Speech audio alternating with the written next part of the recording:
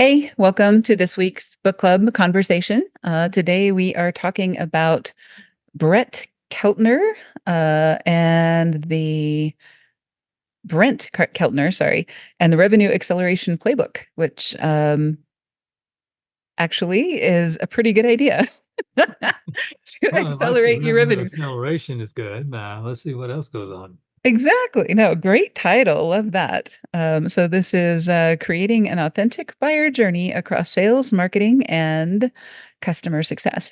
So I think the idea behind it is amazing, and I'm sure we both have opinions about it, right? It's interesting they said customer success rather than sales, marketing, customer service. Exactly. Right. And Or either one of those. right. It's kind of a tradition, I guess, in the whole industry to have sales, marketing, customer service as three separate departments or three separate people, at least. And it really is, I think, one of the most frustrating things as a buyer when you're buying a complex product or service to get handed over three times, right? From marketing to sales to customer service. And actually, this country is one of the few that has this issue. Yeah. When you try to buy things in other countries, you either get it or you don't. Hmm. They're not going to go to this, hand you off to somebody who knows better, hand you off to somebody else who knows better than that. Hmm. Either work with the person you're online with or talking to or forget it. Hmm. Exactly. And we're kind of at a point in our company where this is starting to be an interesting journey because one person can't do everything. Uh, you know, when you get up to a certain size, one person can do the whole thing. Sales, marketing, customer service. But there is a point at which you can't do that, and then the really important thing is to make sure that there is a really good coordination, really good handoffs, and we haven't done such a great job with that so far. Well, You're working out the kinks. I wouldn't say that. Mhm. We just once in a while, but not that often. That's true. And any process. And of course, one of the things that I think he talks about, actually, there's three things that I wanted to talk about today. One is authenticity in the buyer's journey, uh, instead of trying to make them fit into your mold or whatever. The second thing is frameworks and how they fit in the real world. You have to have frameworks, but you have to know when to break them, right? And then the third thing is impact on revenue and growth because you can only do so much if everything is one off for every customer, right? Yep. Right. So, like when we talk about authenticity, um, there was a while, I think maybe 10 years ago, when they had this funnel that looked like this. Remember all those workshops that we went to? And, people started with awareness and then interest and then desire and then Oh uh, yeah. transaction and all that. And they expected people to like in an orderly fashion, and I just messed with my camera, in an orderly fashion, go through each of these steps as if you're going to expect them to stand in a line and behave themselves, right? Customers aren't like that. They're not. No, they are absolutely not. So, we have some clients, if you look at the clients that have joined us in the last, year or so, some of them do one consultation and they're in, they know everything they need to know, they're ready to go. It's pretty simple. They would not want me to make them jump through extra hoops before starting a project with them. They need something, they need it now. Let's get started. What are we waiting for? Right. Yeah.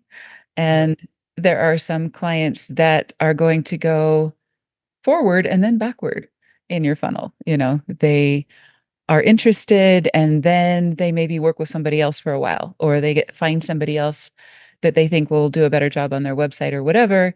And they go backward in your funnel and then they end up sliding back forward. And, you Well, end up working with them a year later. the problem with the funnel concept is that they don't have waiting pattern, holding pattern, or waiting area. Right, exactly. And that's going to be our next workshop is going to be about the holding pattern. And I love this metaphor because it actually fits aviation. Not all of our metaphors do.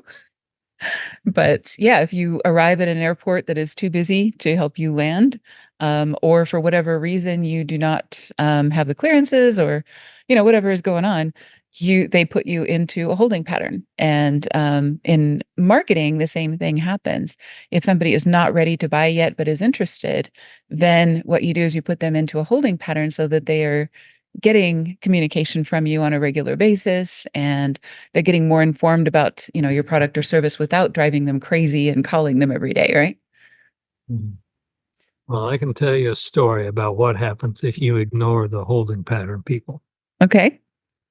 And it's pure aviation, and the pilot got zapped for it. Okay. But a high speed, fuel consuming military jet Mm-hmm. put into holding pattern on the East Coast of Mm-hmm. this country. And he could see that he was not going to have enough fuel if he was up there much longer, so he declared an fuel emergency. They ignored him. So while he still had fuel, it was the VFR day. He descended, landed, refueled, went back up in the holding pattern. And they never did know it until they realized he was going to run out of gas. He says, no problem. I already refueled because you guys ignored me. Wow. What did they say? Well, they took his pilot certificate, of course, and so all kinds of other things happened. But if he hadn't done that and waited until he couldn't land, then he would have crashed. Yeah. So it was one of those things, and it was recorded. They ignored his call for declaring Mayday an emergency. Oh my gosh. I They have did. never heard of anything like that. Oh yeah, this was years and years ago, but Hmm. it was in a document I read. And Yeah. Well, I guess the difference between an a aviation holding pattern and a marketing holding pattern is that in an aviation marketing or in an aviation holding pattern, ATC actually has ultimate say of who goes where when. In a marketing holding pattern, the customer's holding all the cards. It's usually their timing, not ours, for when we want a new customer. We may want to get them started before the end of the month because that works nicely in our framework of what we have in mind, but it is never our schedule that is the most important. It's always the customers, right? right, but you still can't ignore people once you get them in a holding pattern. Oh yeah, absolutely. And especially, I mean, that holds true also in marketing. If somebody's in your holding pattern and he's like, okay, I need something right now, then absolutely, let's work with you right now. So let's accommodate that as much as we can. So yeah. Anyway, nice example. That's a good one. So I think the main thing about authenticity is just you have to recognize the fact that um, and there's two ways of looking at this. There's the authenticity of the information that you're providing while they're in the holding pattern. So you don't want to give them too rosy a picture of what it's like to work with you. You want them to see the authentic picture of, because you don't want them to be an unhappy customer, even if it makes them more likely to jump in and write you a check. Uh, you know, Aviation is a really small world. This is not New York real estate where you take somebody's money and run. This is a very different industry where you would rather not take somebody's money, not have that transaction today, and get more transactions from it down the road because somebody trusts you and believes you and everything else. Because if you say, you know what, that is not quite our business model, but here is somebody who can help you with this right now. When you're ready for this other thing, then come talk to us. Mhm. So I guess that's one side of the authenticity. The other side of the authenticity is don't paint this picture. And this happens all the time in sales meetings of, here's what our sales force funnel looks like right now. So this is what our revenue is going to be absolutely in, 4 months or whatever. The data tells us the story. That is not necessarily true because customers have different ideas than statistics. And our numbers are small enough in this industry. Usually we do fewer transactions. It's not like retail where we're doing hundreds of thousands of transactions. Some of our clients do maybe 4 transactions a year. And, that is a lucrative business for them. But, when you're looking at statistics and things like that, one of those 4 deals is gonna make or break their year. So, yeah, it's whale hunting, right? Yeah. For some of us. Alright, so that's kind of the 2 sides of authenticity. I don't know if you have any other thoughts about that. I know you have a pet peeve with authenticity when you're talking to a salesperson and they won't get off the script, right? Exactly. You're not being authentic, you're being, Joe salesperson, and I wanna talk to a human being. Well, they can't get off the script. We're not doing business Right. because I have questions that they don't have answers to. And they Mhm, need to either think about it and provide me an answer that they need to follow up on or get somebody that can. mhm. Well, and I was just reading, like, Dan Kennedy's Ruthless People Management book, and he talks about the fact that, if somebody won't follow your outline, you fire them, because you test your outlines and you make people follow them, and if they won't follow them, you fire them. So that's one side of the story. Yeah, maybe. But if you're talking about a $20,000 sale, Mhm. whether you make it or break it, if you get off the script, it seems to me like you want to be off the script. Exactly, and that's kind of the balance, I guess, is, "Okay, here are the things that I need to tell you in this phone call, but I understand that there are things that you need to talk about, so you run the order, and we'll get to all of it eventually," I think it needs to be a compromise in that way. Um, if we're going to progress in the sales process, then I need X, Y, and Z from you. Okay, that's cool, and that's fair, but first, you wanna know A, B, and C, and your questions come before their questions, I think. Your Yeah. questions as the buyer come before their questions as a salesperson. Yeah. Because we collectively, the three of Mhm. us made a $20,000 purchase a few months back. And if the guy had not been willing to get off script, it wouldn't have happened. I can tell you that. Yeah, right, exactly. And this is where the AI, the chatbots, all that other stuff, I think fall off a cliff. As a first level customer support, I don't think they're even ready for that, except maybe as a very, very front end of, do you want to talk to somebody about buying or selling an aircraft? Okay, well, that's cool because you routing people Yeah, to two different actually, specialists. that's not even cool. Okay. Here's why. Okay. Because I can tell you that anywhere, all the way up to 3 days ago, when I try to text somebody and they've got a chat bot with or without AI on it, Mhm. you fill out the stuff. And then when they get a real person on there, they start asking the same question the chatbot did. So either they didn't read it, it didn't Mhm. give it to them, or Mhm. they're ignoring it. In any case, why would you want to do business with a company that does that? Right, exactly, and, he's the target demographic Who is? for a lot of these, transactions and things, so, yeah, there's a really low, threshold of tolerance, I think, for inauthenticity in the sales process, right? And the reason is, I Mhm. remember I was what the hell did they call me back then? Systems programmer. 'Kay, way back in the day. Yeah, way back in the day, Mhm. right? And all of us systems guys, we were having a good time making the computer do this, that, and the other thing, and all kinds of stuff. And finally, somebody got my attention and said, the name on that computer does not say systems programming department. None of your clients, none of the customers give a crap about what you do, what you're doing. It Mhm. needs to work for them, not you. Right. Well, that's the same thing we're talking about now. If you're calling in to buy something, they need to be concerned with what your needs and wants are rather Mhm. than what their script is. Mhm. And, Agreed.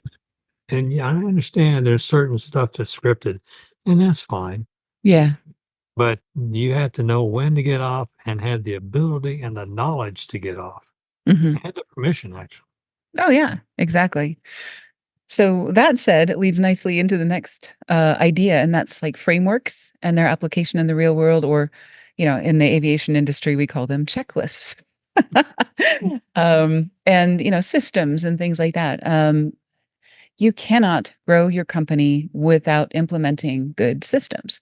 And that's something that we're running up against right now.